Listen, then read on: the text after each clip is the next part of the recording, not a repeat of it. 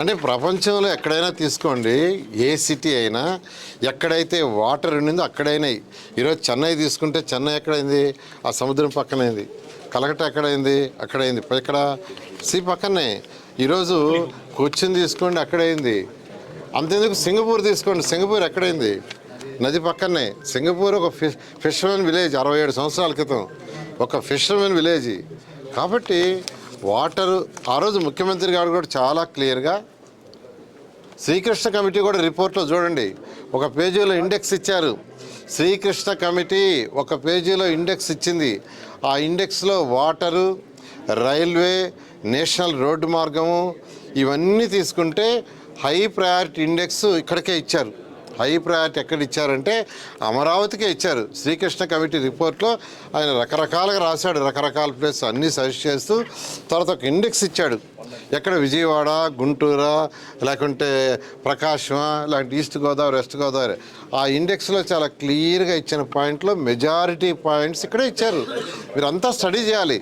పైన ఏదో mind negative పెట్టుకొని నెగటివ్ మైండ్తో మాట్లాడటం కాదండి. తరోగా స్టడీ చేయండి, పిన్ పాయింట్గా మాట్లాడండి. ఏదైనా ఉంటే ఖచ్చితంగా మేము స్వీకరిస్తాం, దాన్ని చేస్తాం. అంతేగాని ఏదంటే అది మాట్లాడి ప్రజలను మాత్రం అడ్డదారులు పట్టించారు. ఖచ్చితంగానండి. ఏదైతే ఈరోజు smart industries, smart international sports city, అదేవిధంగా ఇంటర్నేషనల్ ఎయిర్పోర్ట్ ఏదైతే ముందుకు పోతుందో దాన్ని ఏ విధంగా ఆపాలని ఈ మధ్య రకరకాలుగా ప్రయత్నాలు చేశారు. అయితే ఆ ప్రయత్నాలన్నీ విఫలమైన వీళ్ళు ముందుకెళ్ళిపోతున్న ఉద్దేశంతో ఈ మాట ఎందుకంటే నిన్నే స్టార్ట్ చేసాం. ఇవాళ స్టేట్మెంట్ అంటే ఇంక అంతకంటే ఏం కావాలి చెప్పండి. ఏదేమైనా ప్రజలన్నీ గమనిస్తున్నారు, వాళ్ళకి చెప్తారు చాలండి. అంటే ఈ చట్టబద్ధ విషయంలో కూడా గౌరవమైన ముఖ్యమంత్రి గారు స్వయాన ప్రైమ్ మినిస్టర్ గారిని అడిగారు. స్వయాన అమరావతిలో ఫంక్షన్ జరిగినప్పుడు వర్క్స్ రీస్టార్ట్ చేసే రోజు డయాస్ మీదే యాక్చువల్గా ఇచ్చారు. మొన్న ఫైనాన్స్ మినిస్టర్ గారు, సెంట్రల్ ఫైనాన్స్ మినిస్టర్ గారు వస్తే వారికి ఇచ్చారు. రెగ్యులర్గా ఫాలోఅప్ చేయడానికి మంత్రి కన్వసాని చంద్రశేఖర్ గారు ఫాలోఅప్ చేస్తున్నారు. ఇంత చేస్తూ ఉంటే నిన్న కూడా యాక్చువల్గా ఢిల్లీ పోయినప్పుడు అమిత్ షా గారిని కూడా అడిగారు. రైతు సోదరులు అడుగుతున్నారు, 2014-19 తర్వాత 5 ఏళ్ళు ఆయనకి ఇబ్బందులు పడ్డారు, ఆ ఇబ్బంది లేకుండా చేయమని. దానికి లీగల్ డిపార్ట్మెంట్ అవన్నీ పర్సూ చేస్తున్నారు. అది చేయడానికి అన్ని విధాలా ప్రయత్నిస్తున్నాం. బహుశా ఇవన్నీ జరిగిపోతాయనే ఉద్దేశంతో బహుశా వాళ్ళు ఈ విధంగా మాట్లాడి ఉండొచ్చు. ఎందుకంటే సీఎం గారు ఏ ఊరికి పోతే ఎవరు కూర్చుంటారు, అది రాజధాని ఎట్ట అవుతుంది. కాబట్టి ఒక రాష్ట్రానికి ఒక రాజధాని అనేది డిఫైన్ చేయక తప్పదు. అదే అసలు ఏం మాట్లాడుతున్నారో వాళ్ళకి తెలియదు. బహుశా ఈ యొక్క రెండో ఏదైతే ఈరోజు మన ఇంటర్నేషనల్ స్పోర్ట్స్ సిటీకి కానీ, ఇంటర్నేషనల్ ఎయిర్పోర్ట్కి కానీ, స్మార్ట్ ఇండస్ట్రీస్ ఉపాధి కోసంగా, ప్రజల కోసంగా స్మార్ట్ ఇండస్ట్రీస్ పెట్టాలని ముఖ్యమంత్రి గారు ఒక సదుద్దేశంతో, ఆయనకున్న అపార అనుభవంతో హైదరాబాద్లో చేసిన డెవలప్మెంట్ ప్రకారం ఈరోజు మమ్మల్ని ముందుకు తీసుకుపోతుంటే, అది ముందుకు పోతుంటే అది పోదనుకున్నారు. దాన్ని వెనక్కి లాగాలని అనేకమైన రకాలుగా ప్రచారాలు చేశారు, వెనకాల లాగాలనుకున్నారు. అయితే మేము కూడా ఓపికగా ఉన్నాం. ఎందుకంటే వర్షాల సీజన్ దాదాపు 4-5 నెలలు ఉండేది ఈసారి. ఎందుకంటే ప్రజలకు ఫస్ట్ నమ్మకం కలిగించి వాళ్ళకి చేతి చూపించి ముందుకు పోవాలనే ఉద్దేశం తాగాం. ఈరోజు అమరావతిలో ఎంతో వేగంగా జరుగుతుంది, ఎక్కడ పెట్టినా వర్క్ జరుగుతున్నాయి.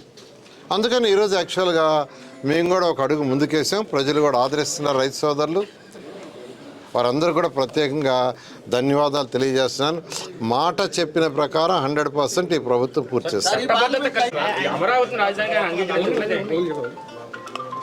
అంటే ఏ కంట్రీకైనా వాళ్ళకి రాజధాని ఉంటుందండి. ఏ దేశానికైనా, ఏ రాష్ట్రానికైనా ఒక రాజధాని ఉంటుంటుంది. ఏనండి, ప్రతి జిల్లాకి జిల్లా head quarter, collector office, revenue ఆఫీసులు ఉంటాయి, చిన్న మండలాలకు ఉంటాయి, సచివాలయాలకు ఉంటాయి. కాబట్టి ప్రతి ఒక్క దగ్గర రాజధాని అనేది ఉండాలా. అంటే ప్రజలు ఎక్కడికి పోవాలి? ఈరోజు సీఎం గారు ఉన్నాడు శ్రీకాకుళంలో కూర్చుంటే ఈరోజు రాజధాని అదే, రేపు వచ్చి ఇంకో తీరు కూర్చుంటే రాజధానిదే. రాజధాని అంటూ ప్రజలకు చెప్పాలి. ఎందుకంటే రాజధానిలో మంత్రులు ఉంటారు, సెక్రటరీస్ ఉంటారు, అధికారులు ఉంటారు. సమస్య ఏదన్నా ఉంటే అక్కడికి వచ్చిన తర్వాత మంత్రులు కలిస్తే మంత్రులు ఆ కన్సర్న్ అధికారులకు పంపించి అది సాల్వ్ చేస్తారు. అదేవిధంగా ప్రజలకు కావాల్సిన అవసరానికి ఏదైతే అసెంబ్లీలో డిస్కస్ చేస్తారో దాన్ని ఇంప్లిమెంట్ చేయడానికి అన్నీ ఒక రాజధాని అంటే ఒక ప్లేస్ ఉండాలా. It is a simple issue. చెప్పాను కదా, ఒక జిల్లాకి కలెక్టరేట్, రెవెన్యూ ఆఫీస్ ఉంటుంది, అది హెడ్ క్వార్టర్స్. అంటే ఒక మండలానికి ఉంటుంది మండల ఆఫీస్. అమరావతి రాజధాని గురించి ఎంతో పాజిటివ్గా గొప్పగా చెప్పుకుంటున్నారు. పనులు బ్రహ్మాండంగా జరుగుతుంది. ఎందుకంటే చూస్తున్నారు, వాళ్ళు వచ్చి ఫీల్డ్లో చూసిన వాళ్ళు మాట్లాడుతున్నారు.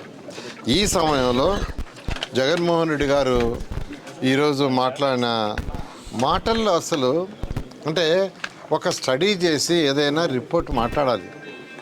ఏమీ లేకుండా రివర్ బేసిన్ పక్కన ఎలా కడతారు, నదీ గర్భంలో అన్నారు. ఉండండి, నదీ గర్భంలో ఎక్కడ కడుతున్నామండి? చాలా క్లియర్గా ఇక్కడ అమరావతి క్యాపిటల్ సిటీ కట్టేటప్పుడు ఇరిగేషన్ వాళ్ళతో, ఇరిగేషన్ సెక్రటరీ, కన్సర్న్ డిపార్ట్మెంట్ వాళ్ళతోనూ మా వాళ్ళు కోఆర్డినేట్ చేసుకొని నది వెడల్పు ఎంత, నది కోర్స్ ఎంత, కోర్స్ ఎంత, దాని యొక్క బండ్ ఆల్రెడీ బండ్ ఉంది, బండ్ రోడ్డు, ఆ బండ్ రోడ్ ఎంత, ఇవన్నీ చేసి ఈరోజు వరకు బండ్ రోడ్ టేకప్ చేయలేదు. ఎందుకు టేకప్ చేయలేదు తెలుసా? మేము ఇరిగేషన్ వాళ్ళతో మాట్లాడుతున్నాం. బండ్ రోడ్ ఒక్కటి మిగిలిపోయింది, టెండర్ విడవాల్సింది. అది ఎందుకు పిలవలేదంటే వాళ్ళతో అనేక దఫాలు మాట్లాడుతున్నాం. నిన్న కూడా మీటింగ్ పెట్టుకోవాలనుకున్నా, కుదరలే నిన్న. ఎందుకు మీటింగ్ పెట్టుకుంటున్నాం అంటే వాళ్ళతో ఇరిగేషన్, అది నది, దానికి ఏం చేయాలో తెలుసు. ఏదైతే పట్టా ల్యాండ్ ఉన్నాయో నదీ గర్భంలో లేవో అవి మాత్రమే చేస్తున్నాం. బహుశా వారు ఒకటి అనుకొని ఉంటారు, నది లోపల ఏదైతే అసైన్మెంట్ ల్యాండ్స్ లాంటివి ఉన్నాయో వాటిని కూడా ల్యాండ్ పుల్లింగ్ అప్పుడు తీసుకున్నాం, ఆడ కడతామని అనుకుని ఉంటారు. బహుశా నాకు తెలిసి అక్కడ కట్టరు. అక్కడ ఎటువంటి పరిస్థితుల్లో కూడా కట్టడానికి లేదు. బహుశా ల్యాండ్ తీసుకున్నాం కాబట్టి అందుకని ఈ మధ్య దాన్ని ఆపాం. ఆ రోజు అధికారులు దాని ల్యాండ్ పూలింగ్లో తీసుకుంటే వాళ్ళకి ఈ మధ్య యాక్చువల్గా అది ఏదైతే ల్యాండ్ పుల్లింగ్కి ఇస్తామని చెప్పామో అది ఇవ్వకుంటే వాళ్ళు ఈ మధ్య అంతా రిప్రజెంటేషన్ చేసి ముఖ్యమంత్రి గారికి మాకు చెప్తే ఒకసారి మాట చెప్పాం కాబట్టి వాళ్ళకి ఇచ్చేస్తామని యాక్చువల్గా ఇచ్చేయమని సీఎం గారు చెప్పారు. దాన్ని ఎంతవరకు ఆడుకుంటారు అంతవరకు ఆడుకుంటారు, ఆడ కన్స్ట్రక్షన్స్ కట్టబాకండి అని చాలా క్లియర్గా చెప్పారు. ఆడ కన్స్ట్రక్షన్స్ కట్టకూడదు, అది మాకు తెలుసు చాలా క్లియర్గా. నదీ గర్భంలో ఎక్కడ కట్టడంలా, నదీ గర్భంలో ఎక్కడ కట్టాలా, కానీ ప్రజలకి నదీ గర్భంలో కడుతున్నారు. కోర్టుకు వేయాలా? ఏందండి ఇది?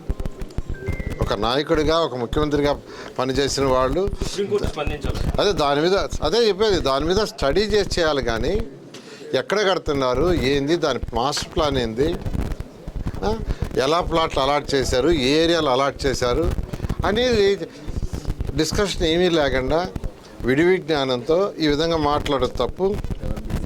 అంతేకాకుండా విజయవాడ నుంచి అదే తెలుసుకోవాలా. యాక్చువల్గా రివర్ బెడ్ అంటే ఏంది, రివర్ బేసిన్ అంటే కూడా తెలుసుకోవాలి. అందుకే అదే చెప్పింది, స్టడీ చేయాలంటండా.